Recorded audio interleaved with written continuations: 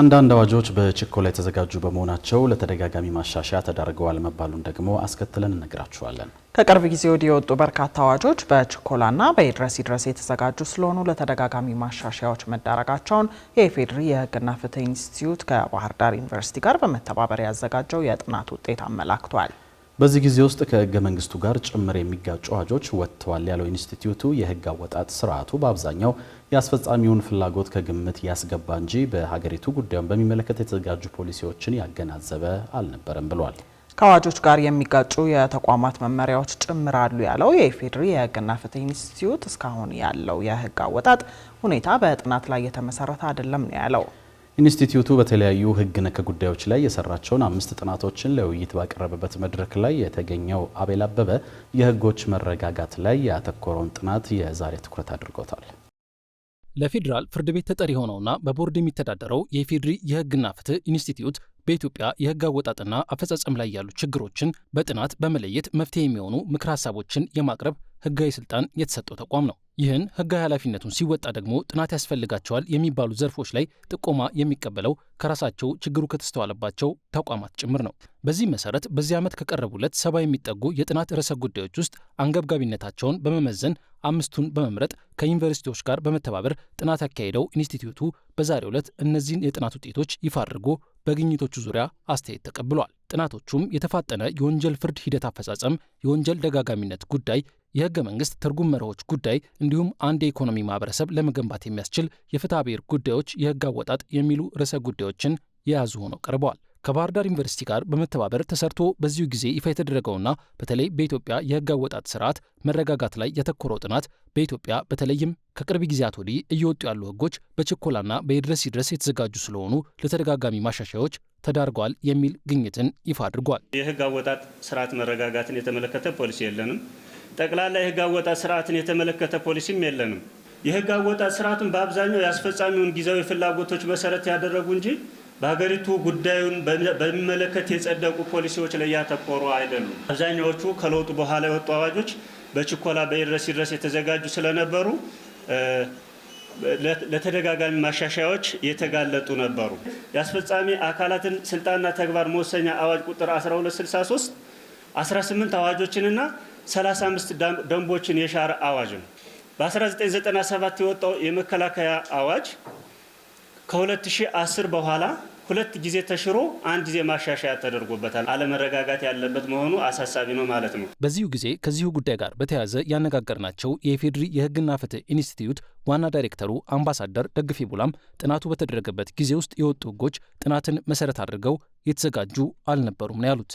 አዋጆችን፣ ደንቦችን፣ አሰራሮች፣ መመሪያዎች በሚመለከት በየጊዜው እያንዳንዱ ተቋም ከግለሰብ ፍላጎት በመነሳት በየጊዜው የሚቀያይሩ ከሆነ የሚያሻሽሉ ከሆነ ተቋሙ ወደፊት ከመሄድ ይልቅ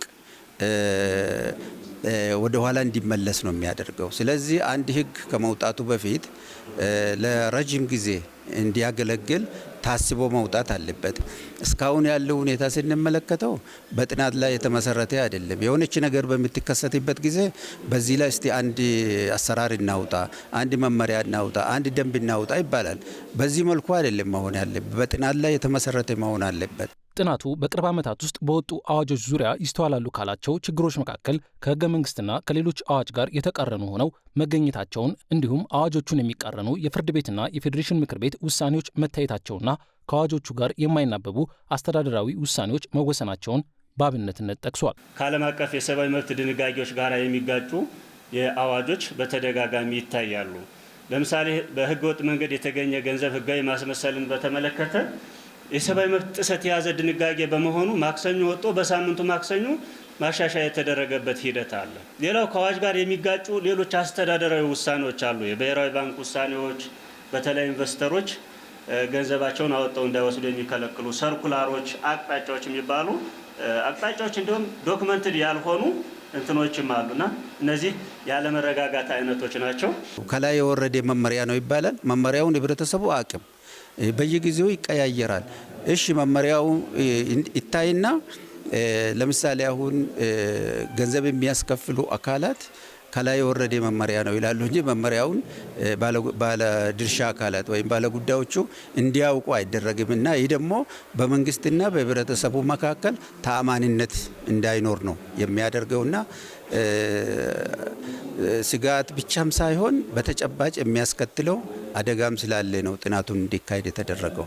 አዋጆቹ እንዲህ ያሉ ችግሮች ተስተውሎባቸዋል ቢባልም በጎ ጎኖችም እንደነበሯቸው ያሳየው ጥናቱ ለዲሞክራሲ ግንባታ ሲባል አፋኝና አምባገነን ህጎች መቀየራቸው ተቋማትን ለማጠናከር በሚያግዝ መልኩ የወጡ መሆናቸውን እንዲሁም ከዓለም አቀፍ ደረጃዎች ጋር የተጣጣሙ እንዲሆኑ የተሰሩ ስራዎችን በአብነትነት አንስተዋል። ረቂቅ ህጎቹ ከመጽደቃቸው በፊት ለምርመራ ለፍትህ ሚኒስቴር መቅረባቸው እንዲሁም በሚኒስትሮች ምክር ቤት ከመመራት አልፈው በተወካዮች ምክር ቤት ለ3 ጊዜ እንዲታዩ መደረጉን ብሎም እንደ ፍትህ ሚኒስቴርና የህዝብ እንደራሴዎች ምክር ቤት ባሉ ተቋማት የህግ ማሻሻያዎችን የሚከታተሉ ክፍሎች በቅርቡ እንዲቋቋሙ መደረጉም በበጎ ጅምርነት ተነስቷል። በዚሁ ጥናት ላይ መሻሻሎች እንዲመጡ የተነሱ በርካታ ምክረ ሀሳቦችም ነበሩ። ህግ ማውጣትን ከፖለቲካ ፍጥጫ ነፃ ማድረግ፣ ይሄ በቃ ከፖለቲካ ነፃ የሆነ ጥብቅ የንባብ ሂደቶችን በመተግበር ህጎች በፖለቲካ ፍላጎት ሳይሆን በህጋዊ ጥራት ላይ መሰረት ያደረጉ መሆናቸውን ማረጋገጥ፣ የፓርላማና የቋሚ ኮሚቴ ስራ የፓርቲዎች ታማኝነት ሳይሆን የህግ ጥራትን የሚያስቀድም የኮሚቴ ባህል ማዳበር እንደሚያስፈልግ ጥናቱ መጠቆም ይወዳል። ፖለቲካዊ፣ ማህበራዊና ኢኮኖሚያዊ መረጋጋትን በማስፈን የሚወጡ ህጎች የተረጋጋ ፖሊሲ ላይ የተመሰረቱ እንዲሆኑ ማድረግ፣ ከዓለም አቀፍ ተቋማት ተጽዕኖ ማላቀቅ ያስፈልጋል። የህግ አወጣጥ ስርዓቱ በተለይ በቅርቡ ይሄ ስጋት በጣም እየጨመረ ሄደበት ሁኔታ አለ። በዚህ ጉዳይ ላይ የተሰራው ብቻ ሳይሆን 5ቱም የጥናት ውጤቶች ለሚመለከታቸው ተቋማት ቀርበው ክፍተታቸውን እንዲያሻሽሉ ይደረጋል ያሉት የኢፌዴሪ ህግና ፍትህ ኢንስቲትዩት ዋና ዳይሬክተር አምባሳደር ደግፌ ቡላ ተቋማችን የጥናት ውጤቶቹ መደርደሪያ ላይ እንዳይቀሩ ያደርጋል ነው ያሉት። ያለው ችግር ምንድነው? ጥናት ተጠንቶ ችግራቸው ከተለየ በኋላ ከታሰበው በላይ ሲመጣባቸው ትንሽ ላለመቀበል ሁኔታዎች ይንጸባረቃሉ፣ ይታያሉ። ለነሱ ብሪፍ ይደረግላቸዋል። ይህንን ጉዳይ ደግሞ የሚያስፈጽም ማን እንደሆነ በጥናቱ ላይ ስለሚያመላክት ያን ሁሉ በማቅረብ በተቻለ መጠን ከዚህ በፊት የወጣውን አዋጅም ይሁን ደንብም ይሁን አሰራርም ይሁን እንዲያስተካክሉ ነው የሚደረገውና ይህ ዝም ብሎ ሼልፍ ላይ የሚጣል ሳይሆን ወደ ፖሊሲ ግብዓት እንዲለወጥ ነው የሚደረገው።